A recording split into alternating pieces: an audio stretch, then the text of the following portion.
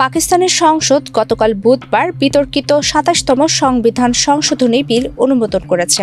সেনাপ্রধানের হাতে আরও ক্ষমতা দেওয়া হয়েছে এবং দেশের সর্বোচ্চ আদালত সুপ্রিম কোর্টের এখতিয়ার সীমিত করা হয়েছে। তবে সমালোচকেরা বলেছেন, এই পদক্ষেপের ফলে পাকিস্তানি গণতন্ত্রের অপূরণীয় ক্ষতি হয়ে গেছে। বুধবার পাকিস্তানের পার্লামেন্ট ২/৩ বেশি ভোটে এই বিল পাশ করে। মাত্র ৪ জন সংসদ সদস্য এর বিরোধিতা করেন। এর আগে সোমবার উচ্চকক্ষ বিলটি পাশ করে, যেখানে বিরোধী দল আলোচনায় অংশ না নিয়ে বয়কট করে। সাধারণত এমন সংবিধান সংশোধনী পাশ হতে সপ্তাহ বা মাস লাগে, কিন্তু এবার রেকর্ড স্বল্প সময়ে তা সম্পন্ন হয়। প্রেসিডেন্ট স্বাক্ষর করলেই এটি আইনে পরিণত হবে। এক্সট্রিম মশার কয়েল প্ল্যান্ট ফাইবার দিয়ে তৈরি, তাই সহজে ভাঙে না, সুগন্ধিযুক্ত ও নিরবিচ্ছিন্নভাবে জ্বলে। ডেঙ্গু, চিকুনগুনিয়া বাহি সহ যে কোনো মশার বিরুদ্ধে দেয় এক্সট্রিম সুরক্ষা।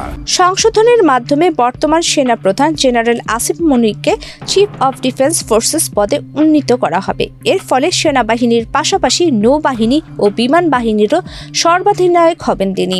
মেয়াদ শেষ হওয়ার পরও তার পদমর্যাদা বহাল থাকবে। তিনি আজীবন কোনো অপরাধ বা প্রশাসনিক অভিযোগের ক্ষেত্রে আইনগত দায়বদ্ধতা থেকে মুক্ত থাকবেন।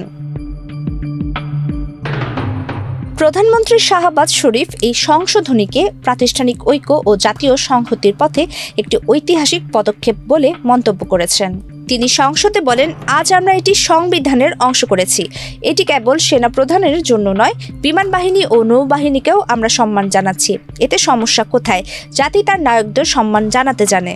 তবে বিরোধীরা বলছেন, এই পরিবর্তনে দেশের সামরিক বাহিনী ও শাসক জোটের হাতে ক্ষমতা আরও কেন্দ্রীভূত হবে। সংশোধনী অনুযায়ী সাংবিধানিক মামলাগুলো আর সুপ্রিম কোর্টে যাবে না। এগুলোর বিচার করবে নতুন একটি ফেডারেল কনস্টিটিউশনাল কোর্ট। নতুন এই আদালতের বিচার নিয়োগ করবে সরকার। সাম্প্রতিক বছরগুলোয় সুপ্রিম কোর্ট সরকারের অনেক নীতিমালা আটকে দিয়েছেন। কয়েকজন প্রধানমন্ত্রীকে পদচ্যুত করেছেন, যা সরকারের জন্য বিব্রতকর ছিল। এদিকে বিলের উপর ভোটের আগে সংসদ থেকে বেরিয়ে যায় বিরোধী দল পাকিস্তান তেহরিক-ই-ইনসাফ। সদস্যরা বিলের কপি ছেড়ে প্রতিবাদ জানান। দেশের আইন বিশেষজ্ঞরা বলছেন, এই সংশোধনী বিচার বিভাগের স্বাধীনতার ওপর মৃত্যু ঘণ্টা হিসেবে কাজ করবে। পাকিস্তানের রাজনীতিতে সামরিক বাহিনীর প্রভাব দীর্ঘদিনের। তবে নতুন এই সংশোধনী সেনাবাহিনীর ক্ষমতাকে সাংবিধানিক বৈধতা দিয়ে আরও মজবুত করবে, যা ভবিষ্যতে উল্টে দেওয়া কঠিন হবে।